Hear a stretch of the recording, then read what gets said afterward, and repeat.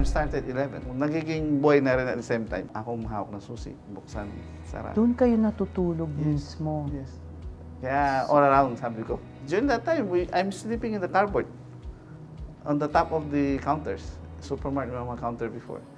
So, sa Pino, dami-dami karton eh. And because of the supermarket, yung entrance, ang daming mga pumapasok ng mga buyers, doon kami naglagay ng maliit ng operation ng Betamax. So, I have close to 400 machines. Deprecation machines. Pirate! Hindi kayo na-raid? Na-rate ako eh. During that days in Pampanga, Okay. ubos lahat yan. So sabi ko, nakakasawa to, it's about time, give up. And I knew cable industry will boom. So you are the Dennis Uy of Pampanga, Yeah. not the Dennis Uy of Davao. Yeah. How do you deal with that problem? Nangyari na po ba? Oo, many times. Ang ka-meeting nyo, akala. Many times. Iba lang yung vision niya. Eh, sabi ko nga, me is different. I want to make sure the legacy you cannot put on just money. Legacy and credibility and track records. This is we left behind and people we judge. That's so important. Not just money.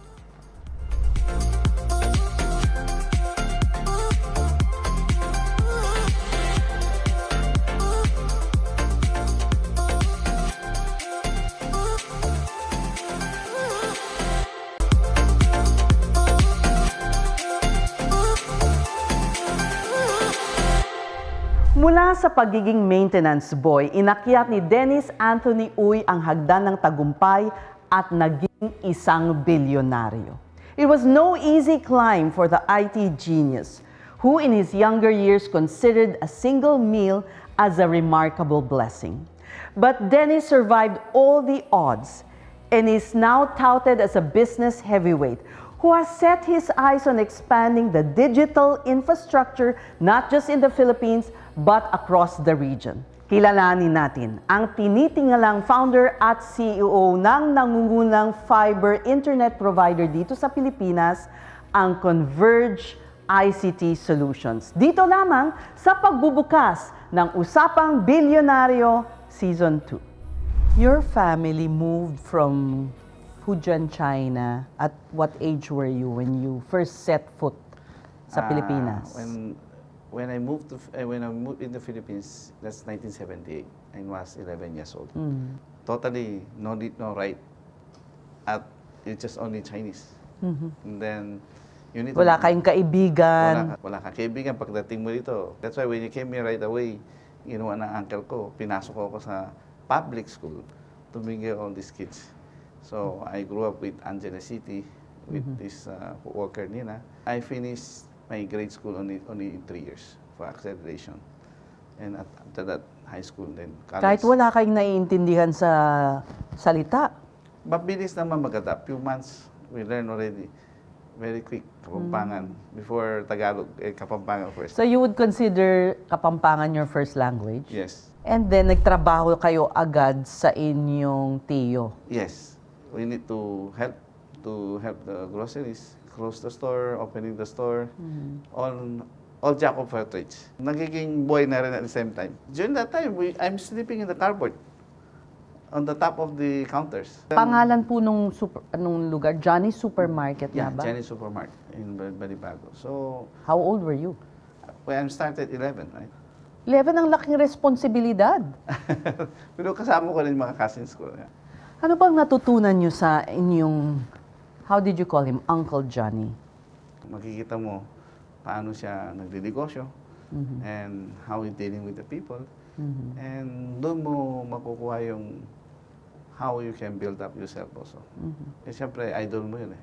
Siya nagpalaki sa'yo, siya nagpaharang sa'yo. Aside from that, meron din siyang leadership in community. No? Maliit pa lang, parang inambisyon nyo na maging negosyante.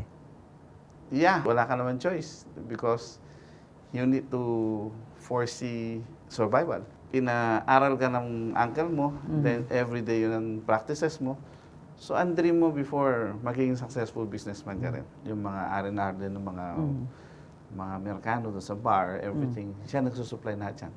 Yun ba yung dahilan ba't nagbebenta kayo ng Betamax, VHS when you were in high school? That's the other part na. Kasi yun ang mga uso nun eh. And because of the supermarket, yung entrance, ang daming mga pumapasok ng mga buyers, doon kami naglagay ng maliit ng operation ng Betamax. Sa inyo lang? Yes. That's called Jack's video because my brother is Jack. So when I'm in supermarket, mahilig ako sa yung mga magbutingting, no? So, meron kaming maintenance division. So, I work with my maintenance group. Yan ang hilig ko talaga. Mag-repair ng makina, mag-fix ng refrigerator, and came out with may mga gaming na kasi mga supermarket, yung mga inuhugno na coins. Tama. May mga games. Oo. Pati yung board, pinapalitan yung program, that time, ginagawa ko na. Kasi during my high school days, lumalabas ako ng 3 to 4 o'clock ng afternoon. Gabi, nag-aaral ako ng electronics. Then, ang dami kong vocational pinasokan. We have computer, programming, hindi ko sinasayang opportunity. Where did you get the money? May pera kayo? No, yung mga school lang, uncle ko nagpabayad. So, at that time, tuition fee is very cheap. So, nung medyo nakakita ng repair, nagsa-sideline na ako. Unti-unti. Nagre-repair ako Betamax. May shop ako. Magdadala doon ng mga sirang... Yes. So, ako nagre-repair. Even yung TV before, rewinder. So, nakikita ko, aside from rental of tapes, may kasamang services. Pag hindi ko nagagawa, during that time, binabiyahe ko dito sa Green Hills. Doon ko nakita yung daming channel on TV. Ay, nagtataka ako. Yung pala yung cable industry. I found out, yung supplier dito, andyan na sa Green Hills, is a retired American na nagsusupply ng mga satellites and system, everything. And sinetap ko yan sa Angeles. And I see that business, we end up video rentals. Yung video rentals, nagsara? No, I said, I need to prepare the transformation of Betamax space out. Because this is we end up of business of Betamax. Kikita ko na paano nag-upgrade yung technology to wipe out other technology. Right. Ang technology will always change, will always go one step higher. Yes. And so you have to anticipate. Use it, anticipate. And Otherwise, you'll die. you become a block of ice. Right. And depends of the speed of the wind. Kung binuhusan mo pa na electric fan, lalo mabilis Matutunaw ka. So you need to be ready on that. Bakit ba kayo nahilig sa technology, sa pagbutingting ng refrigerator, ng mga appliances? I think yun is a passion no? What was the fascination? Nakikita ko yung mga tao-tao na marunong mag-repair. Sinasamahan ko sila Then nakakahiligan ko na. Pero bata pa kayo, ang dami niyong ginagawa, nag-aaral, nagtatrabaho sa uncle ninyo, nag-aayos ng mga tas nag-vocational. Hindi kayo nahirapan? In a sense, everything ginagawa mo, gusto mo, hindi ka napapagod Anything about technology, especially I can bring it to here in the Philippines. Importante ma-adapt sa tao. I'm passionate about that. Kaya when I'm with the cable industry, I'm the first Filipino attending this called Society Cable Engineer. Every year. Hindi ko nami-miss yan. What was the puhunan? When I'm sent out my Betamax, I think I got almost close to 3 million pesos that time. When I start the cable, yung head end ko, ninagay ko sa bahay. Nakapatong sa bubong yung mga dish. And I'm the one also climbing the pole to lay down the cables. Why? Because if you hire people that time, Mahal. you need to spend money, right? Cable operator in Angeles, and you became this big. Did you realize at that time that you would become where you are now? I grew, honestly, quite fast because of the trend of the technology. Right after the cable days, I saw the analog combination to perforates of the cable signals. Right. I went to US. I found out these cable boxes. And I'm the first Filipino introduced encryption signal to the Philippines. The first Pacquiao pay-per-view early days. Box ko ginamit lahat dito. What made you see the opportunity? I always attending these trade shows, technology one. and I see towards the direction, but not all the technologies can suitable to us because of affordability issues. Yeah, yeah. Philippines is third world country. We always behind at least 3 to 4 years. Yeah. At least you can adjust and adapt, and that's my edge. That's your edge. Yeah. And I think you are an owner who knows the technology. At the same time, I have a business sense together. How come you're able to edge out those that were bigger than you? This is a technology transformation problem because they still in copper. When I massively transform the network, it's 100% optical network. That's why when we came out with the product, Converge is a pure fiber network. It's true. Yes, end to end, from international up to your home. It's all optical. So that is that's totally compete with the existing cable you're So talking you're- about. right. They're going to transform. There's a legacy issue.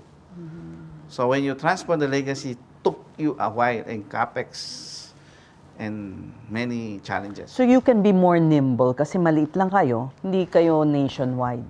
That time, yeah. Yeah. Capex did not become an issue for you? It's big issue to Yeah. me when we don't have investor. Right. I still remember 2016.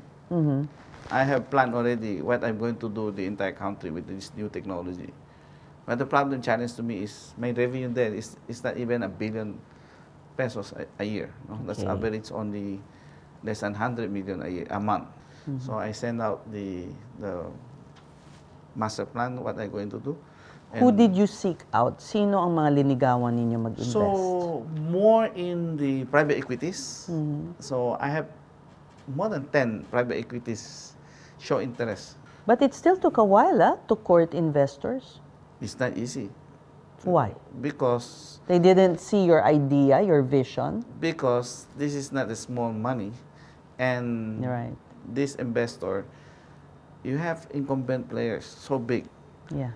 and they're thinking how you can execute. You're a David, You right? How does it feel when you know that this is a game changer, pero takot ang investors maglagay ng pera, pero you are confident. Was it That time- frustrating? Yeah, pero slowly, may patient. Suddenly, the pandemic came. Right. So it Yes. was a blessing for you.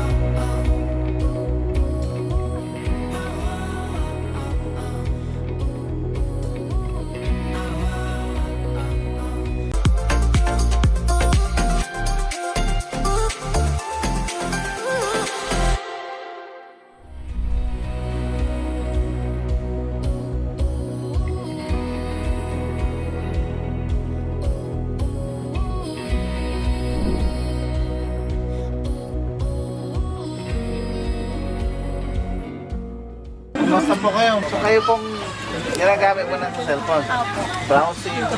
tsaka pang marites. Ha? Suddenly, the pandemic came. Right. So it Yes. was a blessing for you. Well, it's a blessing, yes, because the network is ready.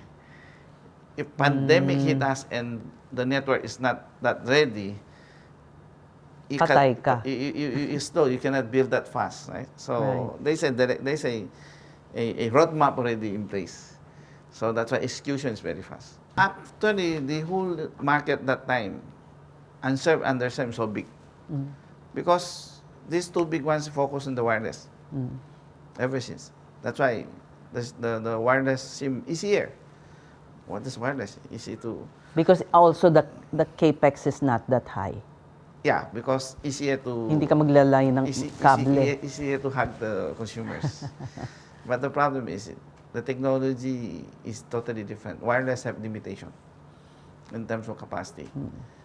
in terms of density of the population of the subscriber base. So when you have technology change, the business model is changed, people using more video, more streaming, this is become gamings, more sensitivity of the new technology. If you're using the old slow, and this is frustrating to the people. Yeah. So if due time, you need to totally upgrade. No? So this is good thing when I decided massively. 2019 is all prepared already because I got $220 million from the investor. And then you have this Surf to Sawa product, which I think you are so excited about. I went to understand the behavior of our consumer base. It's so important, you need to understand where the masses is. Digital access now, not a necessity, it's become rights already individual. The Surf to Sawa design is we know the Philippines is just a market. Yeah. In terms, Tingi-tingi. tingi-tingi. Oo. Because of the income level. You need to create a product they can afford. So magkano po yan? This is 200 a week, 700 a month, and unlimited. Walang cap. Baka mabagal naman. This high-end, I give away the same price with 200 meg. So differentiators become bigger because the usage now video getting bigger and bigger. So And a household would have, for this market, that's 75% of the population, right? You said.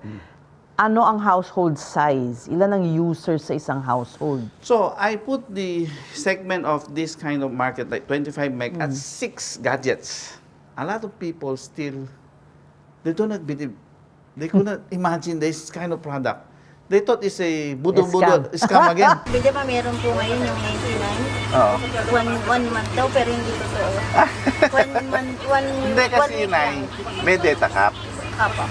Pag may data cap, kasi ang problema sa data cap, pag naka yung video, mabilis kumain ng data. Apo.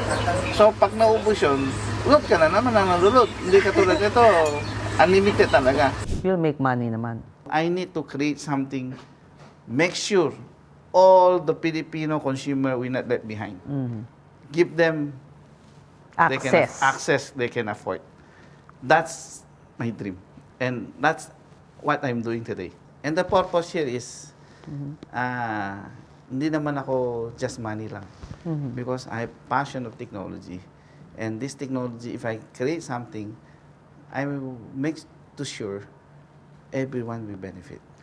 Regardless of money. Money is better. And money will come once you have enough volume. Paano nyo linigawan ang misis nyo? She sounds like a really tough woman. They say she has a higher net worth than you?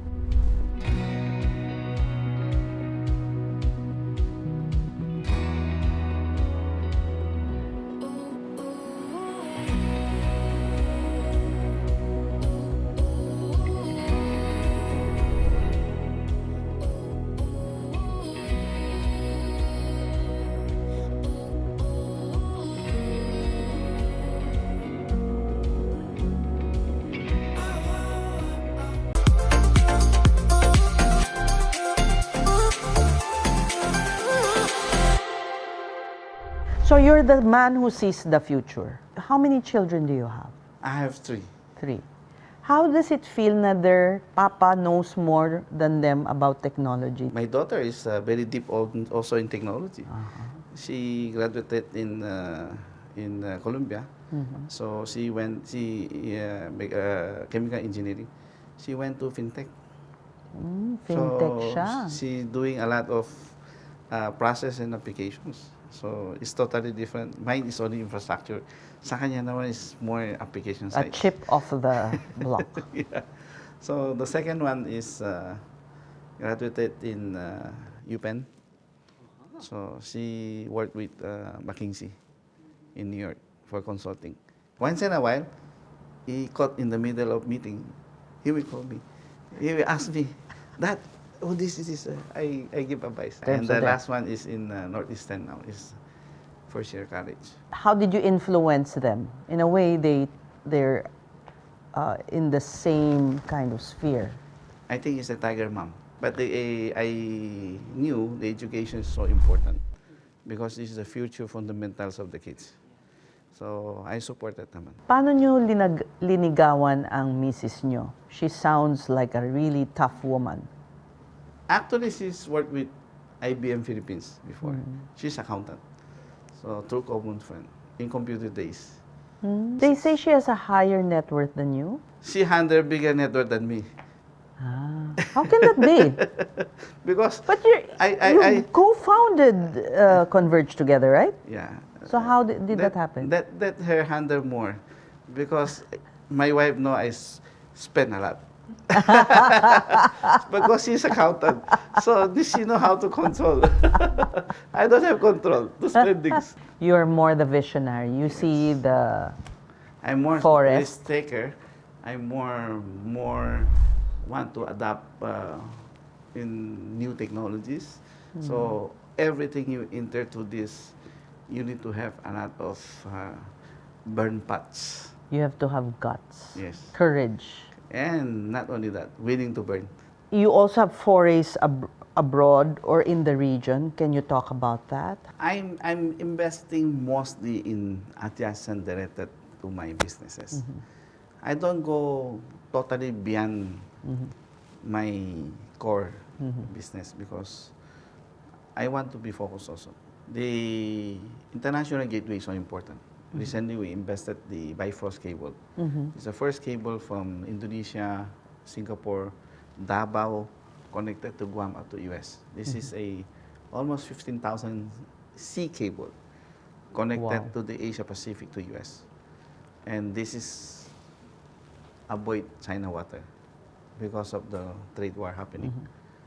And we built another cable from Hong Kong to Singapore to branching to Vietnam, all this regional country, to connect to this cable going to US. You're planning to build a Silicon Valley in Pampanga. You want Pampanga to be the tech center of the country. I graduated in Holinja University, electrical engineer. I travel a lot also, especially in Silicon Valley. I checked the whole industry. In Silicon Valley, I will tell you 45 or 50% of the tech workers mostly are Filipinos or Indians. We don't have opportunity to give to them. So this is, I'm looking one to put the whole return to my hometown, because after my IPO, this success already here, I want to bring back to make sure the whole next generations to have built some technology training institute for them and to make sure the dream I have can be given to the next generation. Dennis Uy is relentless in pushing for digital connectivity for all Filipinos. Malaki ang kanyang paniniwala na ang digital access ay hindi isang pribilehyo kundi karapatan ng bawat Pilipino. At ang teknolohiya ang tinatawag na game changer na magbubukas ng marami at magagandang oportunidad para umangat ang ating buhay. Ako po si Ces Orenia Drilon. Maraming salamat sa inyong panonood sa Usapang Bilyonaryo.